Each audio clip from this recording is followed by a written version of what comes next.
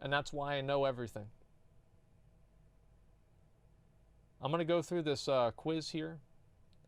I'll show you guys how many things I know.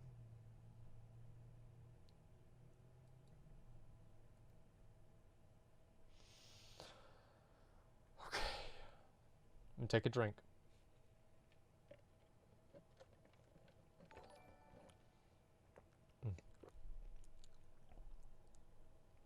In this video, we'll go over 20 true or false statements about the Burning Crusade expansion, in which I'll give you a prompt, and then you'll have 5 seconds to answer whether it's fact or crap. Then I'll give... Can I pause it or not? I want to ask you guys right now, can I pause it or not? People, I don't think I should be able to pause. No? Okay, all right, no pausing. No pausing whatsoever. I'll give you a grade at the end of the video based on how many you got right, so let's get started. One of the best rotations for Warlocks was to spam Shadow Bolt and nothing else. No, okay, just a minute. That is true, but that could also be false because you did technically have to apply Curse of the Elements before you engage the boss. So it was not nothing else, but yes, Shadow Bolt rotation was true. Okay, no, I've already gave my fucking answer. I said it's true. Like, I already gave the answer.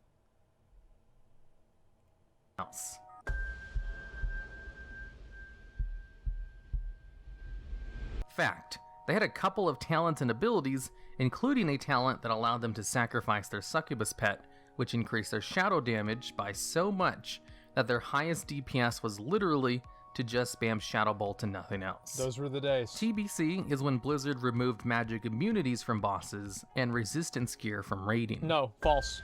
False. You had to have resistance gear for Hydros, actually, in that raid right there. Crap. There were still some bosses, like the Fel Reaver and Tempest Keep, who were still straight up immune to schools of magic. Yep. The Fel Reaver was immune to all poison damage, for example, and some fights still required resistance gear. But the Burning Crusade was the last expansion that had the widespread use of resistance gear, as there was a little bit of it in Wrath of the Lich King and even a tiny bit of it in Cataclysm. I don't remember that at all. So it wasn't the expansion that it fully died in. Okay. With Paladins and Shamans going cross-faction, TBC was the first expansion with no faction-specific abilities. False. False. Absolutely false. Crap. Prior to the Burning Crusade, only Alliance players could be Paladins, but with the addition of Blood Elves to the Horde... Yo, boys, you cannot forget about Star Shards. Do not forget about Star Shards. That would delete people. The Paladin class became available to both sides. In an attempt to keep the factions separate, 2 faction-specific seals were added to the game. Oh yeah, Alliance Curse of Blood. Paladins got Seal of Vengeance, and Horde Paladins got Seal of Blood. And oddly enough, the 2 seals had completely different game mechanics. They didn't just have different names for the same ability. Also, all of the priest races had their own specific spell unique to them. And shamans still have faction-specific abilities today, with heroism and bloodlust. That's right. The BM Hunter rotation was so simple, it could you used to have a scroll wheel and it would do steady shot and then also kill command. You were able to do 4,000 DPS on Terron Gorefiend because he had low armor because he apparently had like cloth armor or something like that. Macro to 1 button.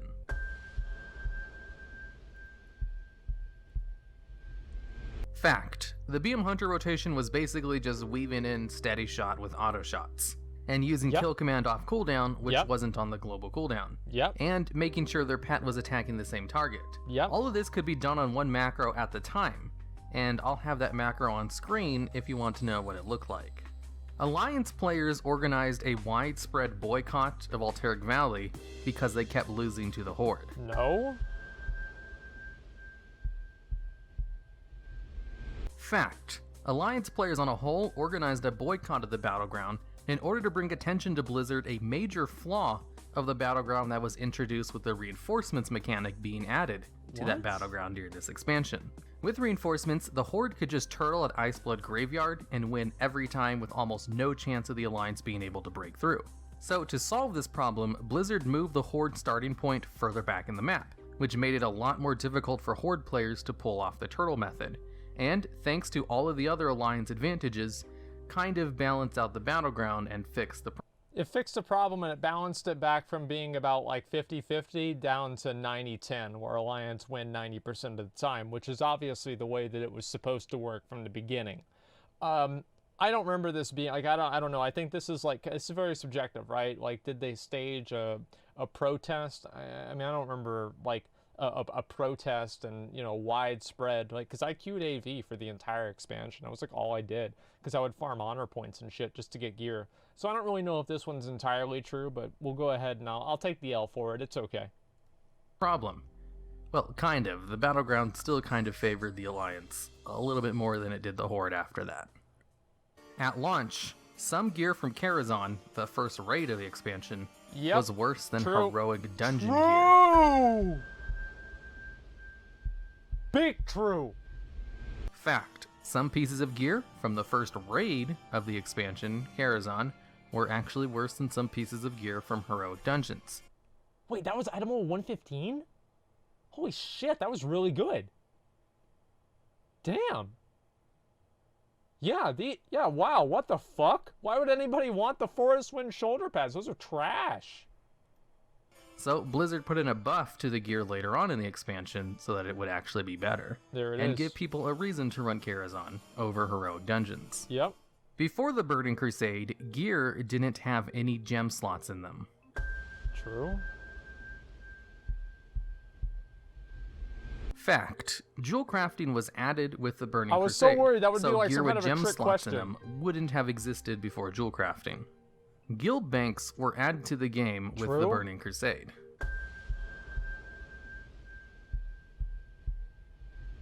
Fact. Before TBC, players would just trade everything with each other, and sometimes they would even have an alt whose sole purpose was to store stuff for the guild. This is one dude. We had everybody send all their shit over this one dude. He was the guild bank alt.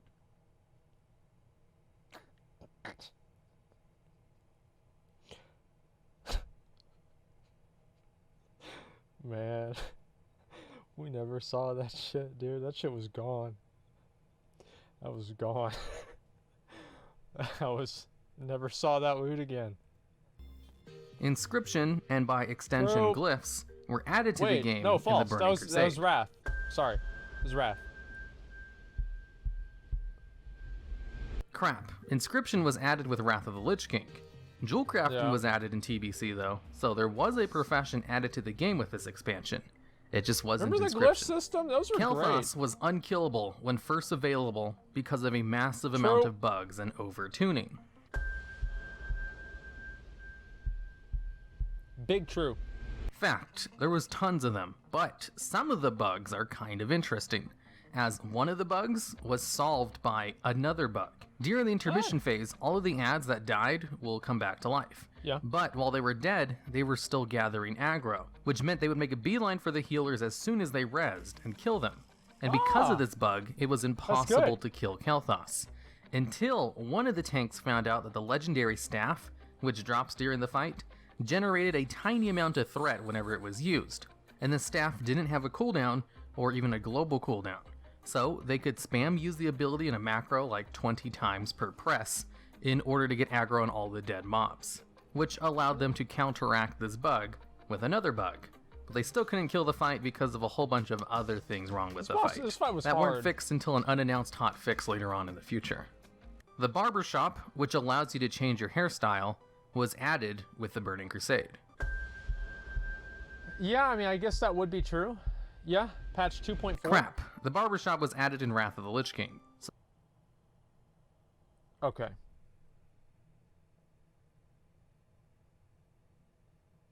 Okay. It came out during TBC.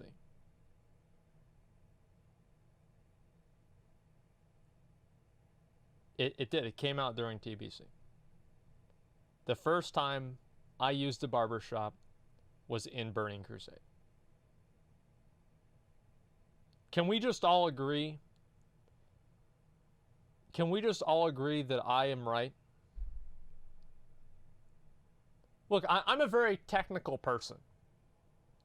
I'm an extremely technical person, and the phrasing of this question is unclear. So we're going to count this as another win for me. Technically, you're right. I am technically right. And that is the best kind of right to be. So you couldn't actually change your character's hair for the first 2 expansions. And then later on, the barbershop got an upgrade to allow you to change other things about your character. The average hardcore raider needed about 10 different consumables for each raid night, as opposed to the 4 we use today: flask, food buff, potions, and runes. Yeah, I mean, you'd need a bunch of different stuff, sure. Fact: flasks and elixirs could be used at the same time. But not only that, you could also have multiple elixirs up at the same time, along with your flask, food buffs, and a few other random buffs. The normal raid buffs needed for BFA is a flask, food buff, an augment rune, and potion. And Netflix, so you can watch it on the other screen while you get bored to death while you're doing LFR. So, I remember this shit was so bad. Like, there was one pull because we were going to do Nether Spite, and I wanted to, like, buff myself the fuck up. I spent, like, 300, probably 200 gold on one pull on Nether Spite. I used every elixir. Some dumb fucking bitch in my guild wouldn't stand in the blue beam, or the green beam, or some kind of shit. And, we wiped it. We wiped. I was so fucking upset. Dude, I was about to drop, like, 20k executes on Nether Spite. And then that shit happened. I was furious. An average raid of about 3 hours or so would require about 3 flasks and a 20 stack of food, potions, and runes. Now, on screen, I'll have a list of the average raid buffs a caster had to bring with them to raid. You could stack certain food buffs. Yep. There were a couple of random buffs out in the world that gave you raid DPS increases. Plus all of the elixirs and flasks you had to bring. I would use those all the time. If you were a hardcore raider, you had to go out and farm all of these things for every raid night. Look at that. Illidan was the final boss of the final raid of Black Temple. And that's why we have a Black Temple time walking. No. Sunwell, like, no. Crap. Illidan wasn't the final boss of the expansion, and wasn't even in the final raid, despite all of the marketing materials for the Burning Crusade featuring Illidan prominently. Well, yeah, because what happened is they were like, yeah, so when's Wrath coming out? Next year? So what are they supposed to do until then? And then that same guy asked the same thing 10 years later in WoD, and then the guy's like, I don't know, fuck him. This didn't happen again until Warlords of Draenor, when Grom was promised to be the final fight at the end, and ended up as Archimonde the last second. What a fucking disaster. The first tier of flying mounts only increased your movement speed by 60%, and were very slow. True! Fact, the default training of flying mounts only increased your movement speed by 60%. It was so bad. And were actually slower than epic ground mounts. It was so bad. And really incentivized trying to farm out the gold needed to buy epic flying, which so was bad. 280% movement speed. Yep. Which was a gigantic improvement to the flying mounts. The first tier of movement speed for flying mounts wasn't increased to 150% until Wrath of the Lich King. I like that better. I really like that a lot better. I wish they did that. I wish they did shit like that now, like, because it just seems like flying mounts, like, I don't know, it's just cool that I don't know, like, there's so many like nuanced special things that the old game had that made it what it was that we don't really have now. And I don't know, it's just like, it's like you look at the outcome, right, of like having to farm out 5,000 gold. I remember I was talking about like to Civ HD about this in Allcraft, and that shit was just so good, man. It was so good, like, because it caused you to, like, you know, like, go into economy, figure out how you want to make the gold, and because there weren't really a lot of things where you could just farm raw gold, you had to, like, actually inject the economy with some sort of item that would make you money, and that also taught people supply and demand, opportunity cost, price and demand, and everything. I remember very clearly whenever I put up 18 different pairs of fell steel gloves on the auction house, and I remembered halfway through how many warriors that are level 68 are going to buy these in the next 24 hours. And I learned through real effort what supply and demand was. That stuck with me until now. Like, it's weird that, like, you look at like the old systems they had, and there were all these like unintended, or maybe they were intended, there were all these secondary effects that they created that were just so magical, and they made the game so special. Which is what it's at today. With flying added to the game, outside of Outlands, you could only fly within major cities. No, you couldn't fly at all. Crap. You could only fly in Outlands during the Burning Crusade. All flying mounts would have this little caveat on them stating that they could only be used in Outlands. Like it should have It been. wasn't until the revamp of the old zones with Cataclysm that players were allowed to use flying mounts in the old world. Yep. But that revamp didn't apply to Silver Moon or the Exodar. And that's why you still can't Hey. fly in those major cities even today. With Bloodlust being added to the game in this expansion, it didn't give the Sated debuff, so it could be chain cast by multiple shamans. True! True, true, true, true, true! Fact. You would have to rotate shamans into the melee group during combat because you could move people from groups during raid combat. The raid leader would literally click and drag one shaman from group 1 to group 3 to make sure that the melee kept getting heroism. And it was fucking stupid, and it was fucking beautiful. Bloodlust was added to the game in TBC and worked basically like it does today, Yep. except it didn't give the Sated debuff and only worked on your party members Casters. and not your entire raid. Fucking So you nerds. could chain cast went Bloodlust to on the a melee. party if you had enough shamans in it, which was something that was done by a lot of raids. There it and is. kind of the reason they added the Sated debuff. Paladins received a taunt ability in TBC, which, with a few other changes, allowed them to tank. True. True. Fact, Paladins didn't receive a taunt ability until the Burning Crusade, which, with a few other changes, like getting a few buffs to their damage reduction, allowed them to actually tank stuff, whereas previously only warriors were viable tanks. Let me rephrase that. It made paladins the best tanks in TBC. With the addition of vehicle combat, the battleground Strands of the Ancients was added to the game. Wait, no, that was Wrath. What do you mean?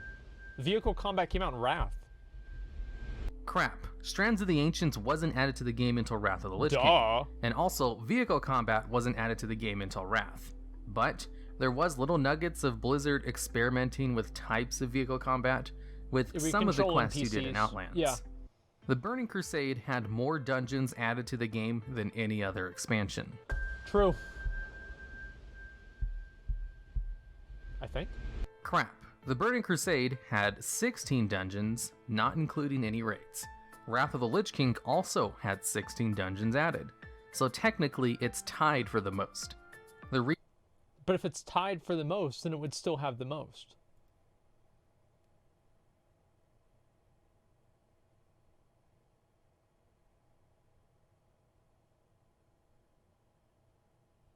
Like,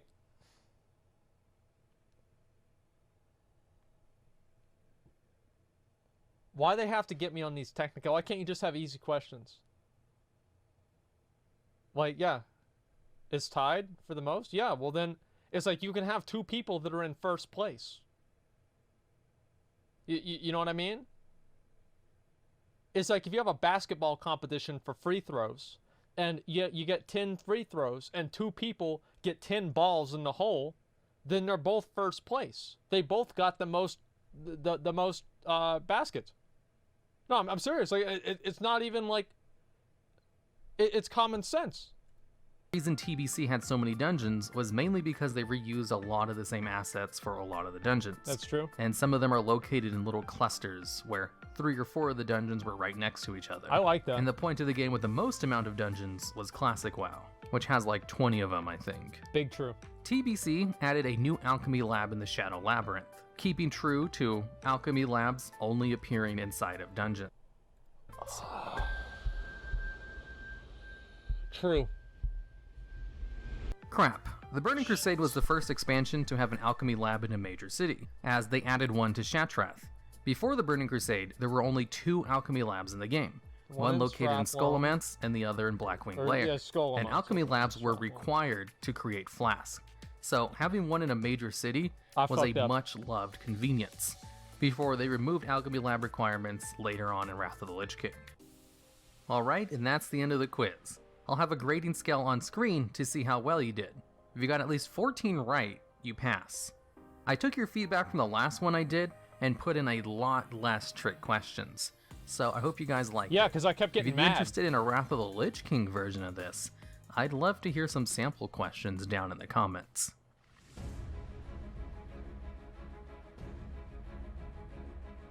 Okay. So let's talk about, all right, so I basically, which ones did I really get wrong? There was like one that I actually got wrong, I would say. I'm just going through all these. Okay, yeah, I mean, I think I got like one of them wrong.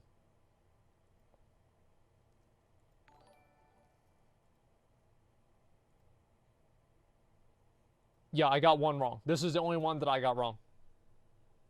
Because the other two are bullshit. They're too subjective, and it's hard to say what the answer would really be. Yeah, so I got one wrong. You know what? Let's say the other two that I got them half wrong. So we'll take 2.5s and the 1, and then that's 2. Okay, so I got 2 wrong, which is basically just 1, but I just want to keep the chat happy, so we'll say I got 2 wrong. And I got an A. Obviously, I got an A. I'm you know, I know everything. So this is, the only question is worded really, really badly. Wait, fucking no, it's not. Like, how's that bad? Like, let me look at the question here. The final boss of the final raid of Black Temple.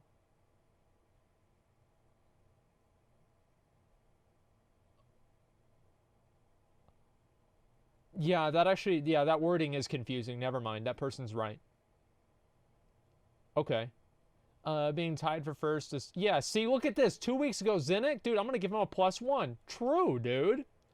Fucking true. Let's see. Yeah, I knew I got it right. Yeah, of course this guy knew. Fucking Matt, yo, relax, dude. I'm going to look at it in a minute. Like, give it a break. He said more than any other. No, he said that, but it was the question that you're answering. So his statements about the question are qualifying. So like I had more dungeons added to the game than any other expansion. Wait, that would make me wrong. Yeah, because if it had more and it didn't have more than Wrath. Yeah, no, I am wrong. No, I'm wrong. No, you're right. You're right. I'm wrong. No, because more, like if two people have $20, one person A does not have more money than person B because they both have $20. There it is. There's 5 dungeons. No, it's okay. There was no barber. No, no, no, dude, no. Just saying, as on Try Who Wants to Be the Ultimate Neckbeard WoW quiz, it's hard to the point where it's almost ridiculous.